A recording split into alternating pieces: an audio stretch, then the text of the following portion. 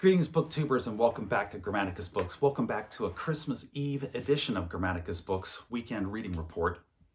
I originally tried to shoot this video yesterday on Christmas Eve's Eve, but I got a house full of kids right now. They're too old. I can't call them children anymore, and they decided to watch Christmas movies all night long, which made shooting a video kind of impossible.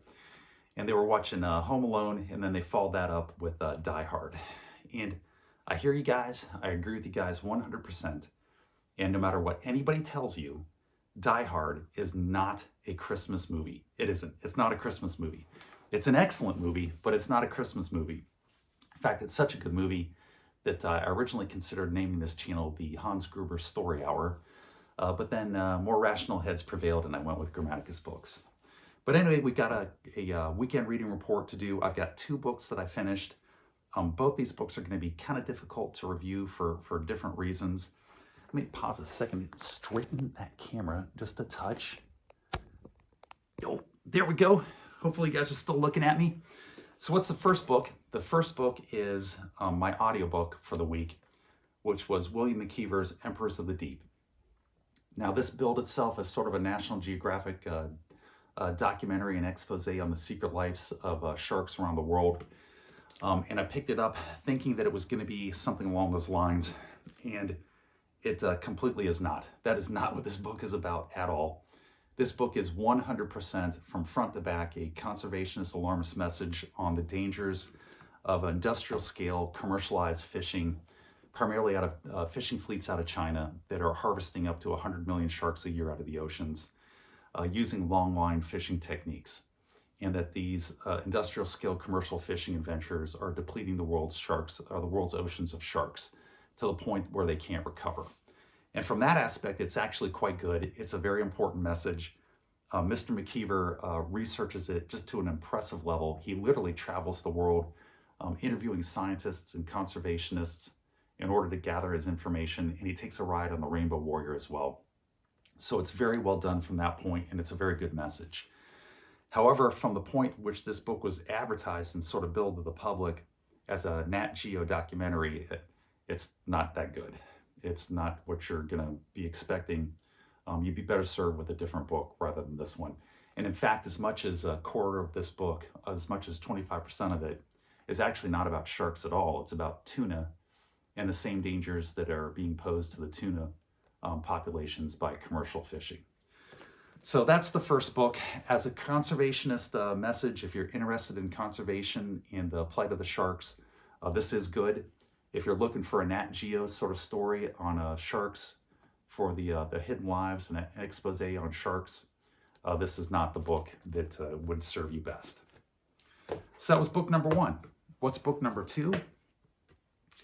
Book number 2 is the classic Journey to the Center of the Earth by Jules Verne. It's got this great little cover on there with them in the Central Sea with 2 prehistoric monsters battling, a plesiosaur and a chronosaur battling around their raft, which is a scene that takes place in this book. This book is difficult to review, but for a different reason. It was written in 1864. It was originally written and published in French in France, and the English version didn't come out until 1871. And when the publishers published the English version, they edited it heavily. They changed the names of every major character. They deleted whole sections of the book that Jules Verne had written, and then they inserted entire chapters that somebody else had written on top of Jules Verne's original work. So when you're reading this, you're not really sure whose work you're reading entirely through the book.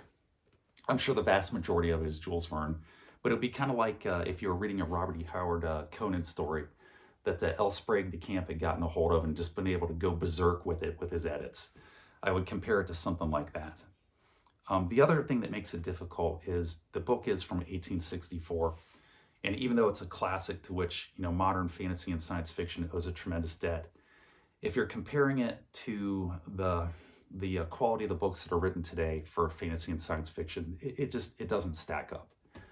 And that's because it was written in 1864. So I don't really think it's fair to compare it against modern books.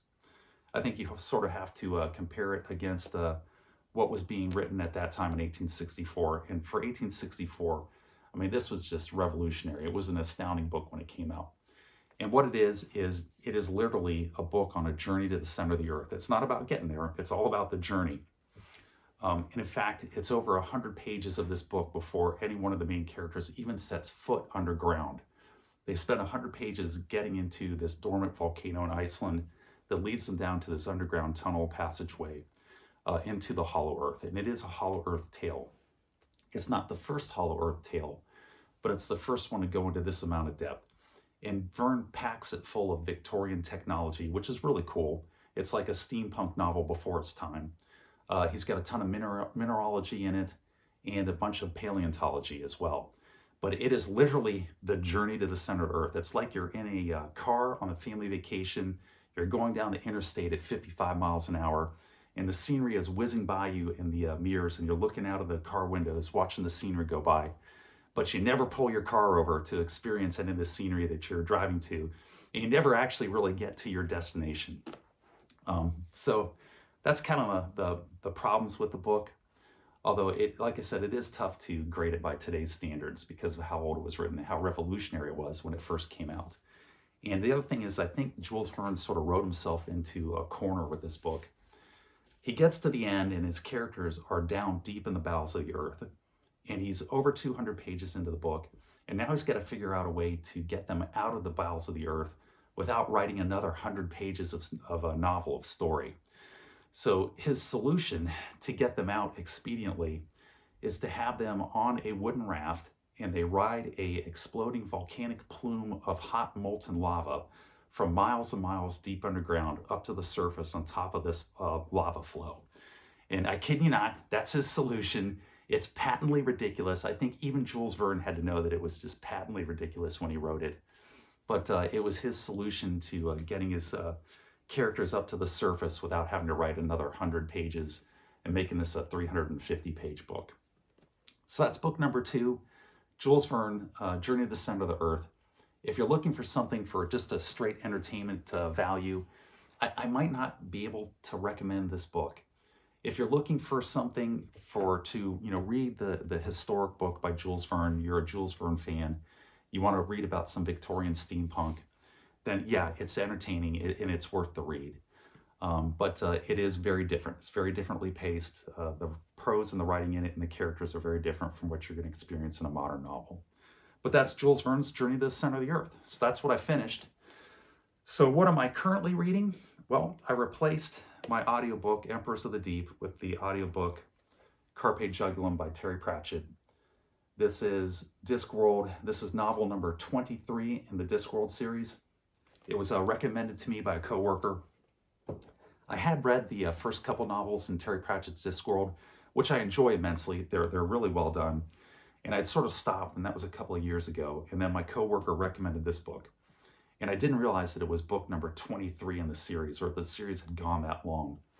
And for me, that generally is a red flag. If you've got 23 or more books in your series, I tend to think that you have sort of run your course. Your gas tank is on empty in terms of ideas and explorations that you can do with that plot line that you've developed if you're on number 23.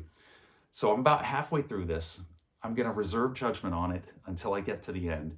But we'll see how Terry Pratchett is writing the Discworld novels at book number 23 in the series, and I'll let you guys know. So that's my audiobook.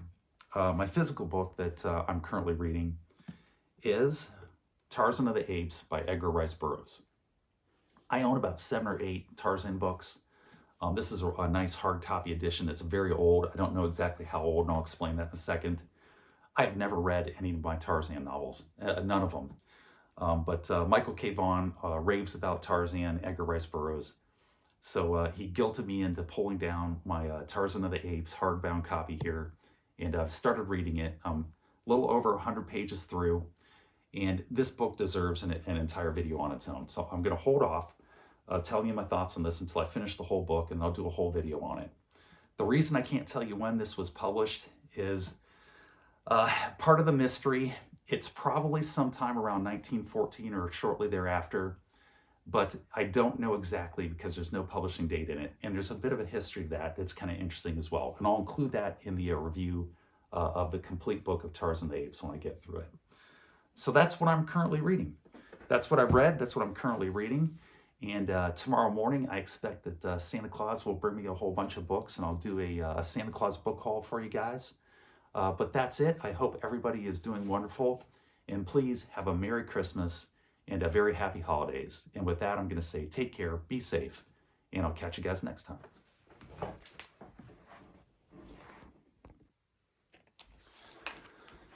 Greetings again, booktubers. I forgot something in the original review there on Jules Verne, Journey to the Center of the Earth. I also have, in addition to that paperback, I have a Golden Age Dell movie classic comic book from the Walt Disney movie, Journey to the Center of the Earth, with that great shot right out of the movie there on the cover. This is the Walt Disney movie that was starring Pat Boone and James Mason. You get them down here. And did it of the movie, which was significantly different from the book for a good reason. It says, deep underground, 4 daring explorers discover a strange land and a city lost for more than 1,000 years, which never happens in the book. But what a cool comic book cover there. That old Golden Age 10-cent comic book. So I wanted to show you guys that. I'd forgotten that I had it. I was rooting around and came across it. I've got it in this protective cover with a backer. And I thought about opening it up. And this thing is so old, and I'm afraid it's so fragile that I really don't want to open it up because I think I might damage it if I did that. So I'm afraid that both you and I are going to have to just be satisfied with looking at the cover of this comic book. But it is a really neat comic book. I'll see if I can find like an online version that I can read of it without having to handle this one here. But that's it. I just wanted to share that with you guys. So once again, have a Merry Christmas and Happy Holidays. And take care, be safe, and I'll catch you guys in the future.